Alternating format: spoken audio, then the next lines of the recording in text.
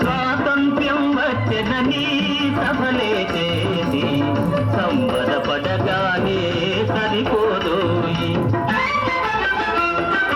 స్వాతంత్ర్యం వచ్చెనని సభలే చేసి సంబరపడగానే సరిపోదోయి. సాధించిన దానికి సంతృప్తిని పొంది అదే విజయమనుకుంటే పొరపాటోయి. ఆగబోయి భారతీయుడా, కదలి సాగబోయి ప్రగతిదారుడా.